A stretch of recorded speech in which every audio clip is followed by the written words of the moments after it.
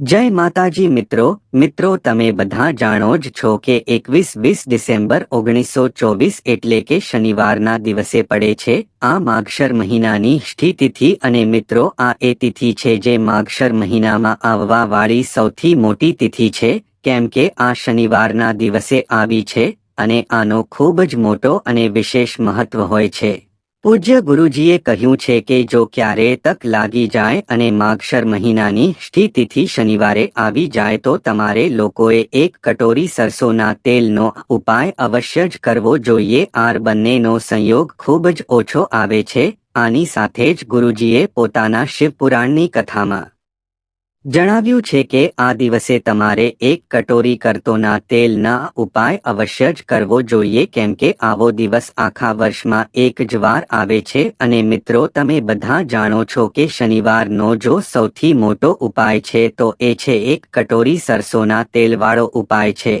તો મિત્રો શનિવારના દિવસે તમારે બધાએ આ એક કટોરી સરસોના તેલવાળો ઉપાય જરૂર કરવો જોઈએ। ઘણા બધા લોકો હશે જે આ ઉપાય ન કર્યો હશે, એટલે કે આખો વર્ષો ચાલ્યો ગયો પરંતુ તેને કોઈ પણ દિવસ આ સરસોના તેલનો ઉપાય નહીં કર્યો હોય। પરંતુ મિત્રો તમારી પાસે એક આખરી મોકો વધેલો છે, જે 21 ડિસેમ્બરનો દિવસ છે સિંગાર। આ દિવસે તમારે લોકોએ આ ઉપાયને જરૂર કરવો જોઈએ।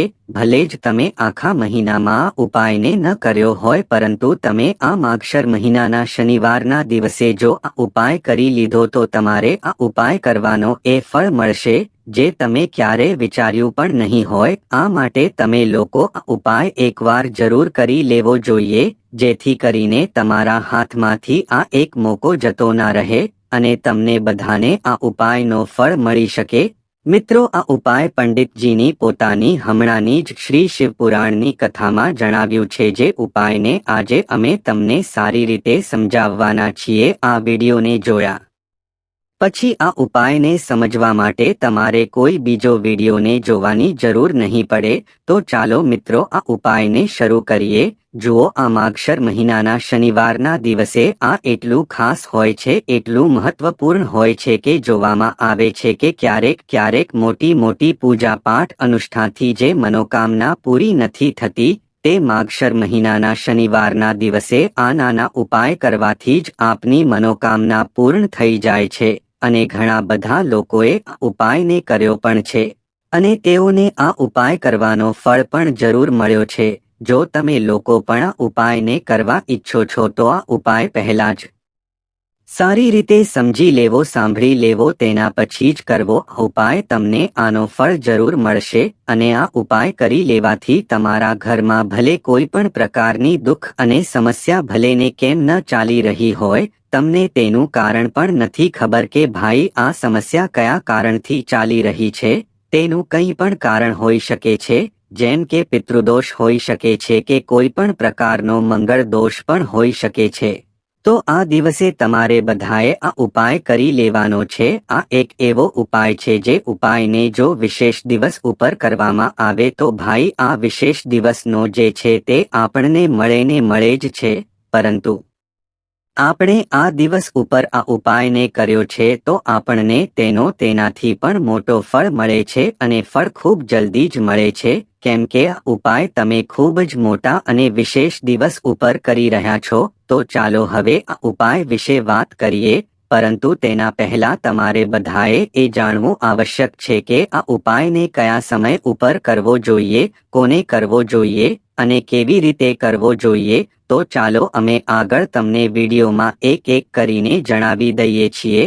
પરંતુ તેના પહેલા જો તમે લોકો અમારી ચેનલ ઉપર પહેલી વખત આવ્યા છો કે પછી મારી અવાજ આજ પહેલી વખત સાંભળી રહ્યા છો, તો અમારી ચેનલને સબસ્ક્રાઇબ જરૂર કરી લેજો અને આ વિડીયોને લાઇક કરીને કમેન્ટ બોક્સમાં જય માતાજી, ઓમ નમઃ શિવાય જરૂર લખી દેજો। તો મિત્રો આ એક કટોરી સરસોના તેલના ઉપાયને આપણે આ શનિવારના દિવસે કરવાનો છે।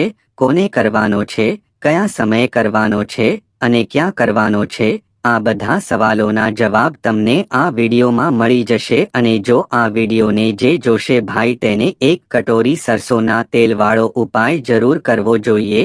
કેમ કે આ દિવસે સરસોના તેલનો ખૂબ જ મોટું અને વિશેષ મહત્વ હોય છે અને વાત આવી જાય એક કટોરી સરસોના તેલની તો આ સોને પે સુહાગા જેવી વાત થઈ ગઈ અને આ એક ખૂબ જ મોટો ઉપાય થઈ જાય છે આ શનિવાર ષ્ઠીનો.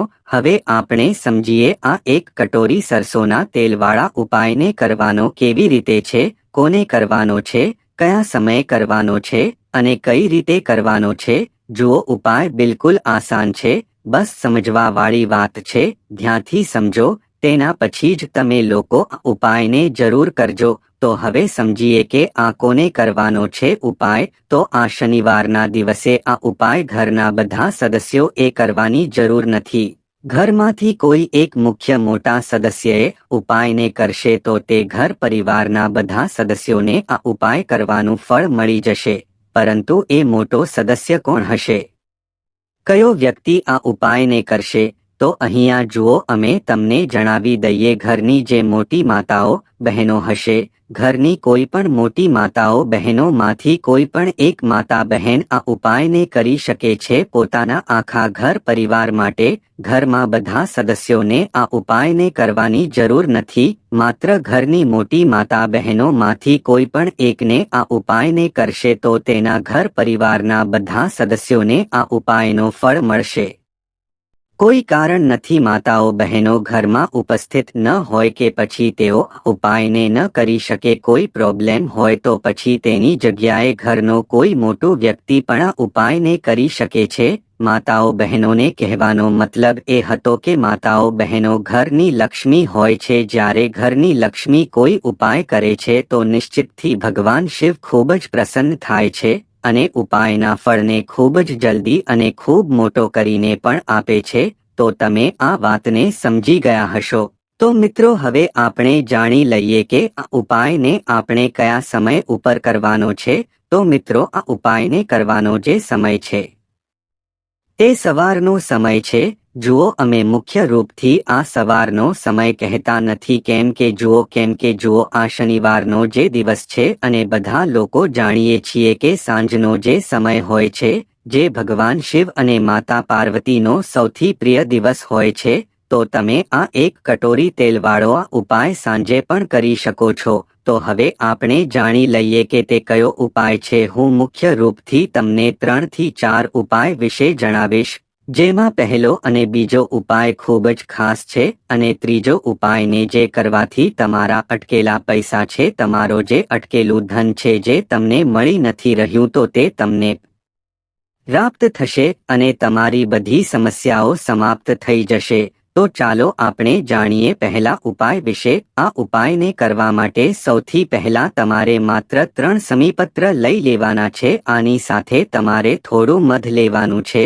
મધ તમે 1 ચમચી કે પછી તેનાથી પણ થોડું લઈ શકો છો અને તેની સાથે તમે 1 તાંબાના પાત્રની અંદર તમારા ઘરનો શુદ્ધ જળ લેવાનું છે. હવે મિત્રો, તમે જે આ જળ લીધું છે તે તમારે શિવલિંગ ઉપર સમર્પિત કરી દેવાનું છે અને લગાતાર તમારે શિવ મહાપુરાણનો મૂળ મંત્ર શ્રી શિવાય નમસ્તુભ્યમ આ મંત્રનો જાપ કરતો રહેવાનો છે.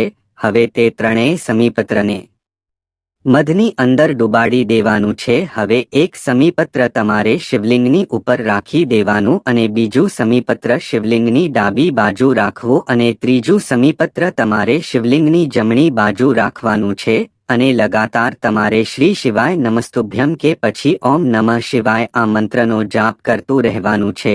પછી તમારી જે પણ કંઈ મનોકામના હોય તે તમારે કહી દેવાની છે અને પછી તમારે તમારા ઘરે પાછું આવતું રહેવાનું છે. તો હવે જાણીએ આપણે બીજા ઉપાય વિશે. મિત્રો, આગળ વધતા પહેલા વિડીયોને એક લાઇક જરૂર કરજો તમે. તો આ ઉપાયને કરવા માટે સૌથી પહેલા તમારે 2 માટીના દીવાને લેવાના છે. જો તમારી પાસે માટીના દીવા ના હોય તો તમે લોટના દીવા પણ લઈ શકો છો. હવે તમારે 2 ચમચી ઘી લેવાનું છે. મિત્રો, દીવામાં ઘીનો ઉપયોગ કરવાથી, દીવો પ્રજ્વલિત કરવાથી તમારા જીવનમાં જે પણ સંકટ હોય, કષ્ટ હોય, બાધા હોય તે બધી દૂર થાય છે અને નકારાત્મક ઉર્જા ઘરની બહાર જાય છે અને ઘીના દીવાને પ્રજ્વલિત કરવાથી ખૂબ જ લાભ થાય છે. મિત્રો હવે તમારે લેવાની જ છે ગોળ વાટો, કેમ કે ગોળ વાટો કરવાથી માતા લક્ષ્મી ખૂબ જ પ્રસન્ન થાય છે. હવે તમારે લવિંગ લેવાના છે. હવે તમારે આ બધી વસ્તુઓને લઈને તમારે પીપળાના ઝાડ પાસે પહોંચી જવાનું છે.